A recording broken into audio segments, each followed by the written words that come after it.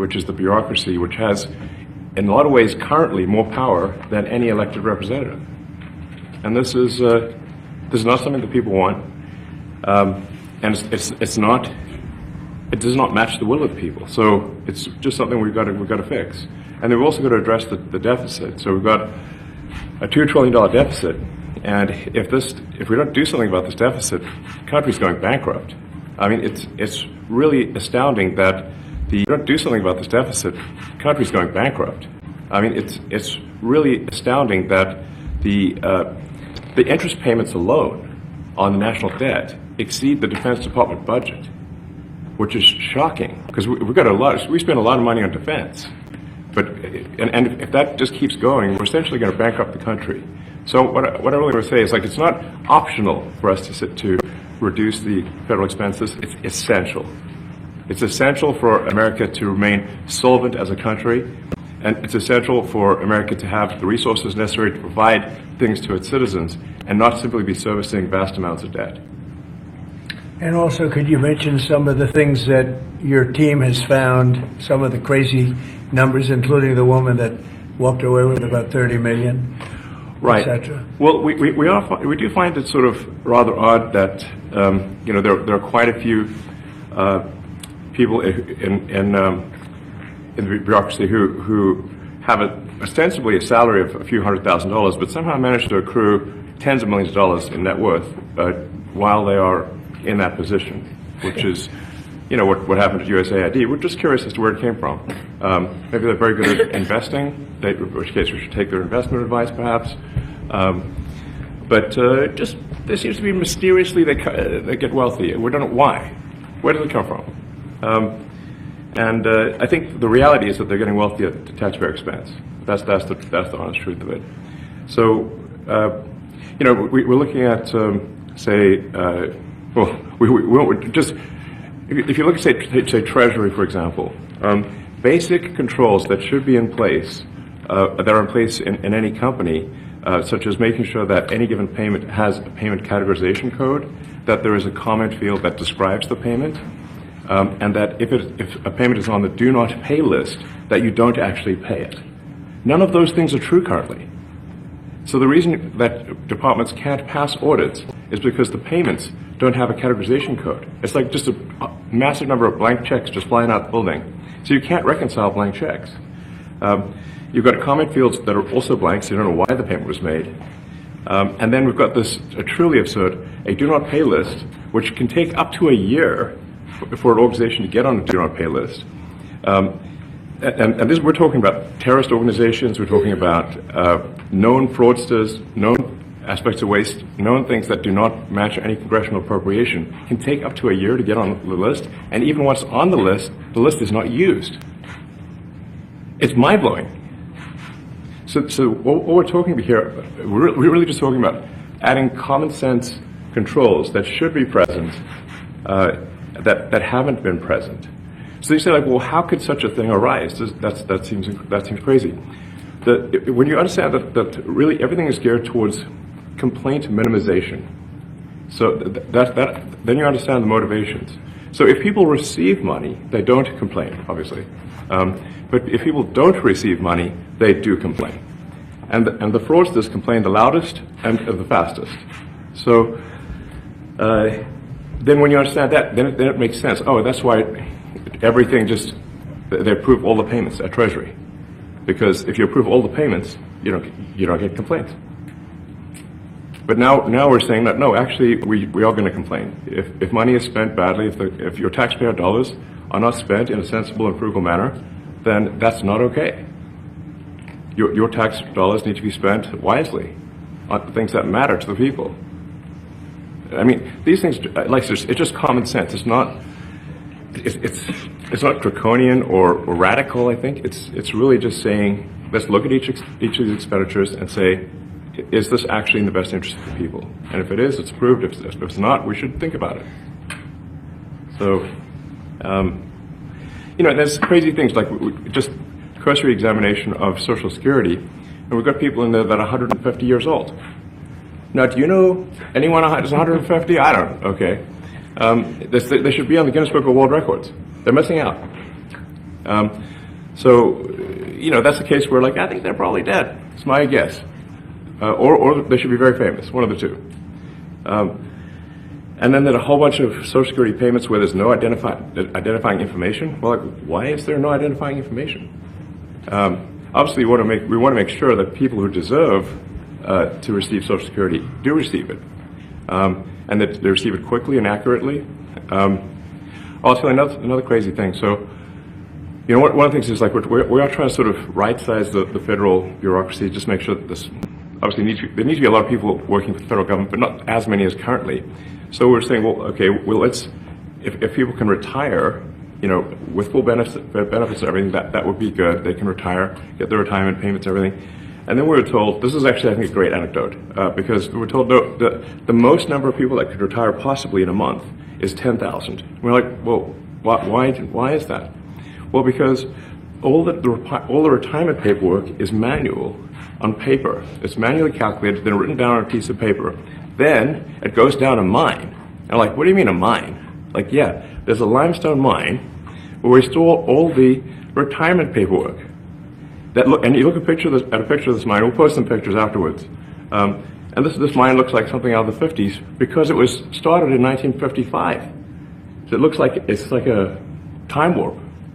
And then the speed, the limiting factor is the speed at which the mine shaft elevator can move determines how many people can retire from the federal government.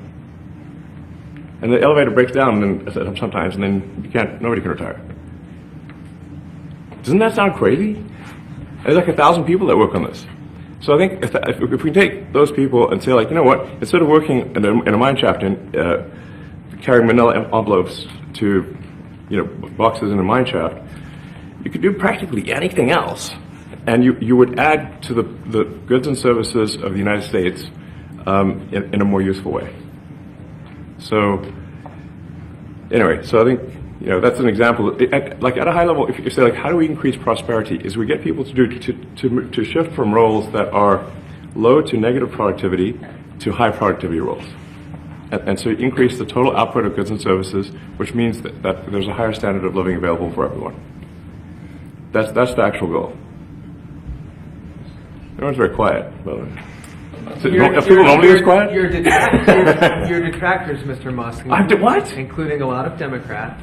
I have detractors? You do, sir. I don't believe it. Say that you're orchestrating a hostile takeover of government and doing it in a non-transparent way. What's your response to that criticism? Well, first of all, you couldn't ask for a stronger mandate from the public. The public voted. We have a majority of the public voting for President Trump. We won the House. We won the Senate. The people voted for major government reform.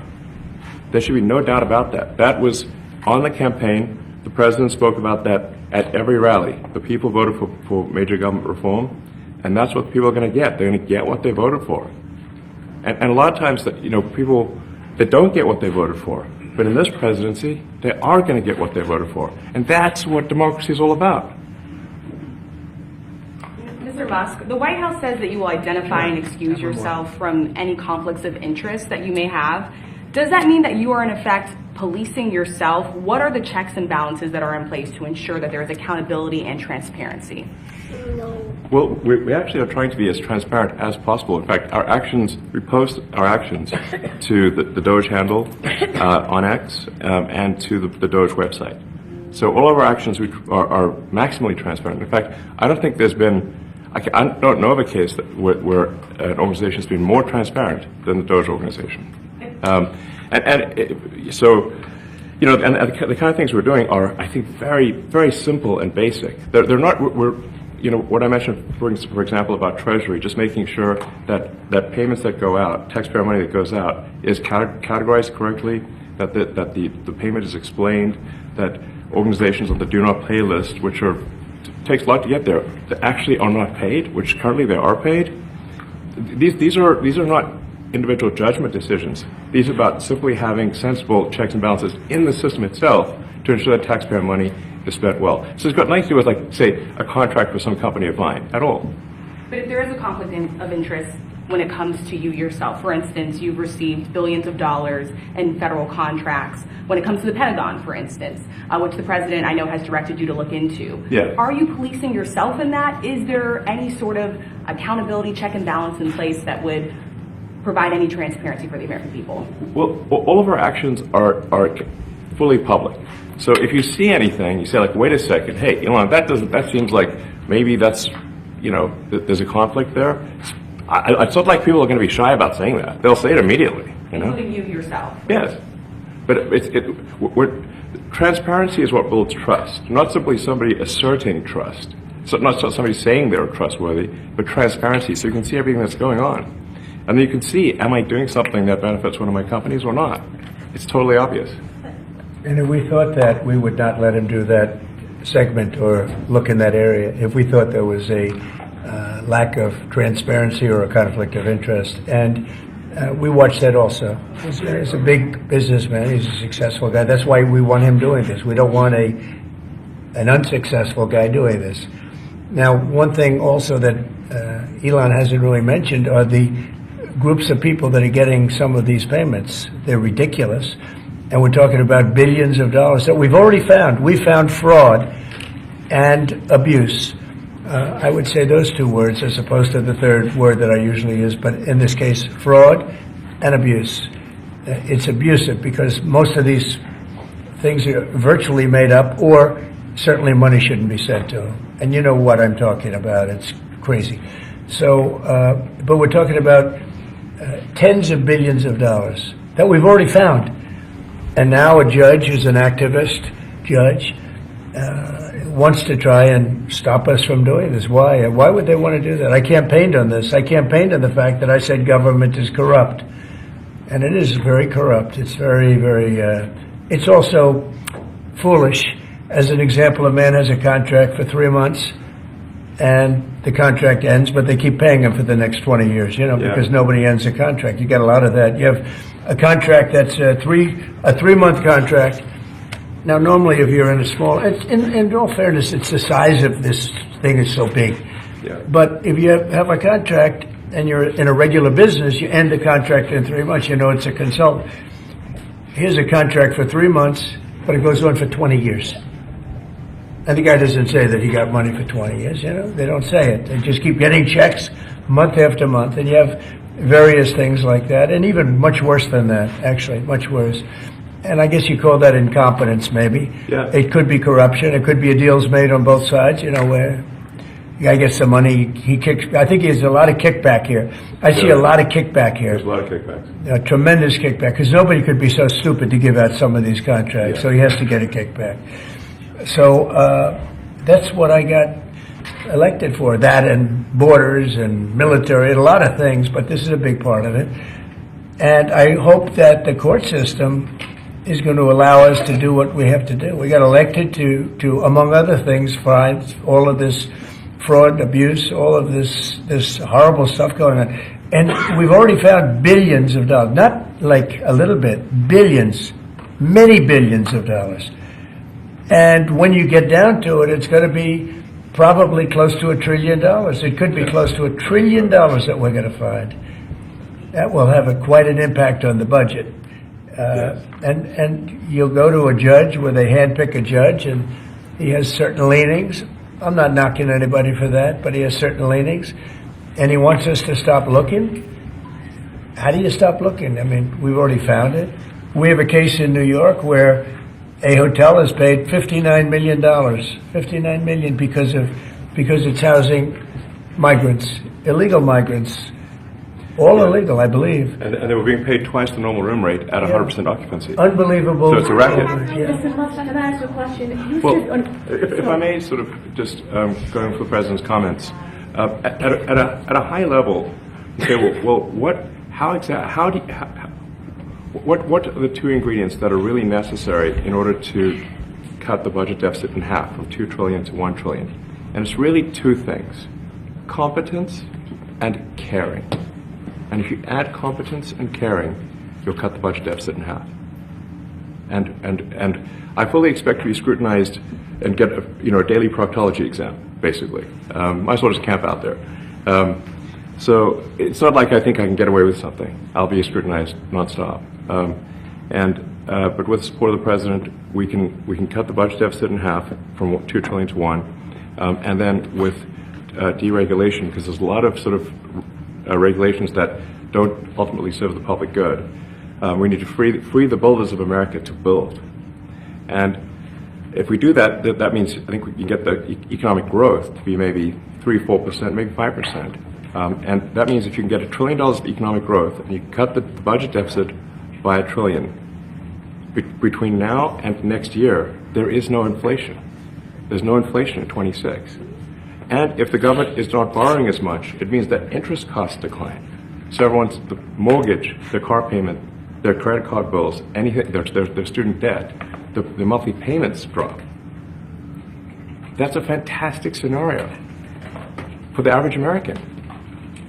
I mean, imagine they're going down the grocery aisle and the prices from one year to the next are the same, and their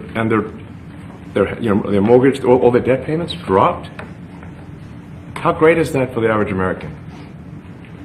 We had That's no what we're idea. We had no idea we were going to find this much, and it's open. It's not like complicated. It's not that simple complicated. stuff. It's a lot of work. Yeah. We can't believe it. A lot of work. A lot of smart people involved. Very, very smart people. But you're talking about anywhere maybe 500 billion. It's crazy the kind of numbers you're talking really crazy. about. You know, normally when you're looking at something, you'll find you're looking for 1 out of 100. Here, you're almost reversing it. You look for one that's good, Yeah. and you can look at the title, and you say, why are we doing this? Why are we doing that? And the public gets it. You know, the public gets it. You've seen the polls. The public is saying, why are we paying all this money? This for years, this has gone on. Mr. Musk, Yeah, go ahead. Wait, go ahead. Senator Rand Paul today said that DOGE cuts will ultimately need a vote in Congress. Do you agree with that? Is that the plan? I really don't know. I know this. We're finding tremendous fraud and tremendous abuse. If I need a vote of Congress to find fraud and abuse, it's fine with me. I think we'll get the vote, although there'll be some people that wouldn't vote. And how could a judge want to hold us back from finding all of this fraud and finding all of this incompetence? Why would that happen? Why would even Congress want to do that? Now, Congress, if we do need a vote, I think we'd get a very easy vote because we have a track record now. We've already found billions of dollars of abuse, incompetence, and corruption. A lot of corruption. If a judge does block one of your policies, part of your agenda, will you abide by that ruling? Will you comply Well, I with that always order? abide by the courts, and then I'll have to appeal it. But then what he's done is he's slowed down the momentum. And it gives crooked people more time to cover up the books. You know, if a person's crooked and they get caught, other people see that, and all of a sudden it becomes harder later on. So, yeah, the answer is I always abide by the courts, always abide by them, and will appeal. But appeals take a long time, and I would hope that a judge, if you go into a judge and you show him, here's a corrupt situation, we have a check to be sent, but we found it to be corrupt. Do you want us to send this corrupt check to a person, or do you want us not to give it and give it back to the taxpayer? I would hope a judge would say, don't send it, give it back to the taxpayer. Yeah, if I can add to that, what we're finding is that a bunch of the fraud is not even going to Americans. So I think we can all agree that if there's going to be fraud, it should at least go to Americans. But a bunch of the fraud rings that are operating in the United States and taking advantage of the federal government, especially in the entitlements programs, are actually foreign fraud rings. They're operating in other countries and actually exporting money to other countries. We should stop that. Mr. Musk, And this is big numbers. Talk about $100 to $200 billion a year. Serious money. Mr. Musk, you said on X that an example of the fraud that you have cited was $50 million of condoms was sent to Gaza. But after fact-check this, apparently Gaza in Mozambique, and the program was to protect them against HIV. So can you correct the statements? It wasn't sent to Hamas, actually.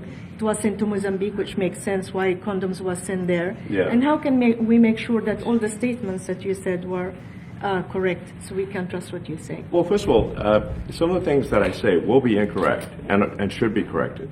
So nobody's going to bat 1,000. I mean, we will make mistakes, but we'll act quickly to correct any mistakes. you know, if the, I'm not sure we should be sending $50 million worth of condoms to anywhere, frankly. I'm not sure that's something Americans would be really excited about. And that is really an enormous number of condoms, if you think about it. But, you know, if it went to Mozambique instead of Gaza, I'm like, okay, that's not as bad, but still, you know, why are we doing that? Mr. Musk, can you talk a little bit about how closely you're working with agency heads as you're directing these cuts? Do they have how much input do agency heads have when you're making these decisions? Yeah, we work closely with the agency heads, yeah. There are sort of checks in place. So it's not just us just going in and doing things willy nilly. It's in partnership with the agency heads, and I check frequently with the president to make sure that, you know, this is what the president wants to have happen. So you know, we talk almost every day, and I double check things to make sure, is this something, Mr. President, you want us to do this? Then we'll do it. USAID has been one of your main targets. Are you concerned at all that some of the cuts or that shutting that agency altogether may lead to diseases or other bigger problems starting in other countries that then come to the United States? Yeah, so that's an interesting example. So that's something where we work closely with the State Department and Secretary Rubio. And we have, for example, turned on funding for Ebola prevention and for HIV prevention. Left that, you said? Yes, correct. And we are moving fast, so we will make mistakes, but we'll also fix the mistakes very quickly. So, do you see it as a worthy cause, USAID? I think that there are some worthy things, but overall, if you say what was the bang for the buck, I would say it was not very good.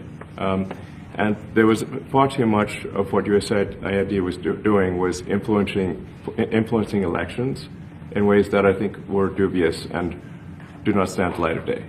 I just have to follow up to the Pentagon contracts. If you have received billions of dollars in contracts from the Pentagon, and the president's directing you to look into the Department of Defense, is that a conflict of interest? Are going to do at the president's request. Does that present a conflict of interest for you? No, because you'd have to look at the individual contract and say, first of all, I'm not the one, you know, filing the contract. It's people at SpaceX or someone who will be putting for the contract. And I'd like to say, if you see any contract where where it was awarded to SpaceX and it wasn't by far the best value for money for the taxpayer, let me know, because every one of them was. The president said the other day that you might look at treasuries. Could you explain that a little bit? What kind of fraud, and that question goes to both of you, what kind of fraud are you expecting to see or do you see right now in U.S. treasuries? Yeah, I think you mean the Treasury Department as opposed to Treasury bills. Or you also referenced treasuries on Air Force One the other night. Go ahead. Well, as I mentioned earlier, really the first order of business is to make sure we're actually collecting. Sorry for this. I thought my son might enjoy this, but he's sticking his fingers in my ears and stuff. It's a bit hard to hear sometimes. Hey, stop that. No, the stuff we're doing with Treasury Department is so basic that you can't believe it doesn't exist already. So for example, like I mentioned, just making sure that when a payment goes out, it has to have a payment categorization code. It's like, what type of payment is this?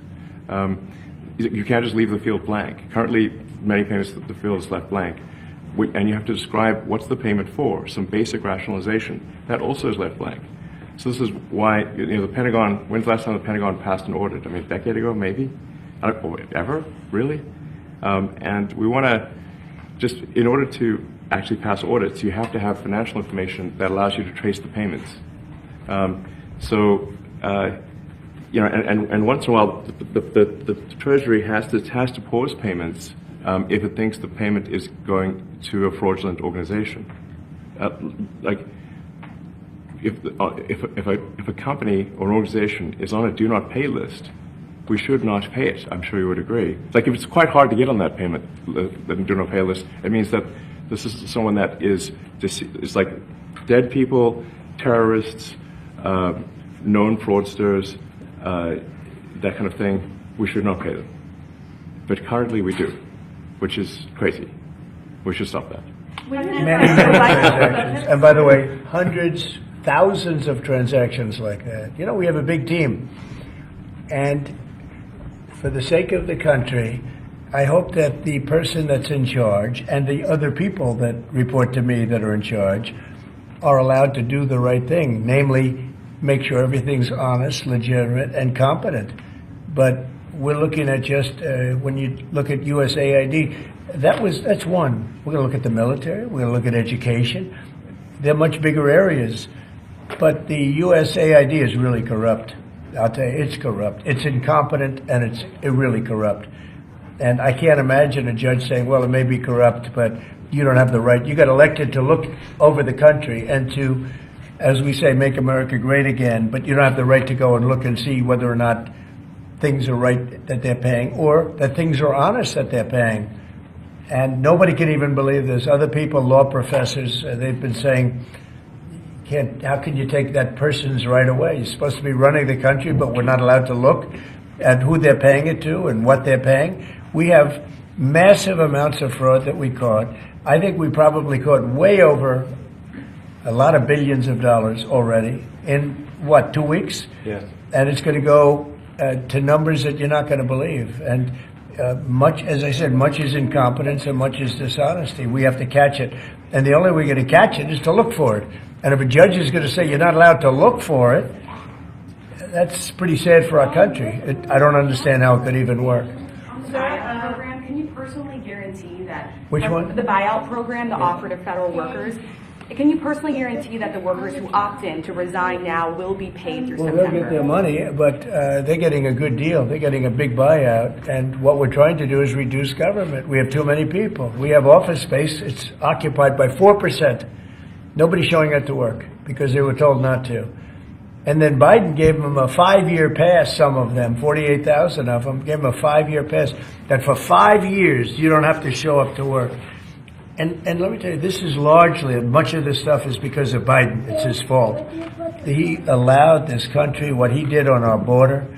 What he did on our border is almost not as bad as what he did with all of these contracts that have come out.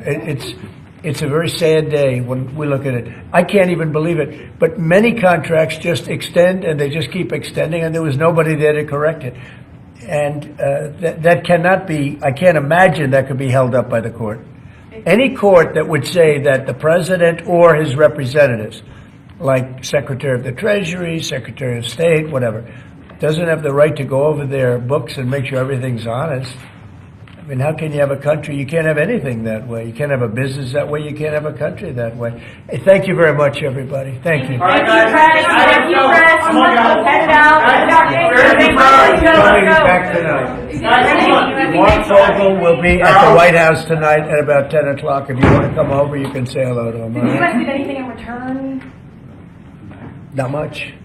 No, they were very nice. We were treated very nicely by Russia, actually. I hope that's the beginning of a relationship where we can end that war and millions of people can stop being killed. They've lost millions of people. They lost, in terms of soldiers, probably 1.5 million soldiers in a short period of time. We got to stop that war. And I'm interested primarily from the standpoint of death. We're losing all those soldiers. And they're not American soldiers, they're Ukrainian and Russian soldiers. But you're probably talking about 1.5 million. I think we got to bring that one to an end. Okay? Thank you. Thank you very much. Thank you. We're moving. Let's go. Thank Quickly, you. guys. We're moving. 10 o'clock. 10 Thank o'clock you. tonight at the White House. All right, guys. Thanks, everybody. Let's head out. Thank you. See you later.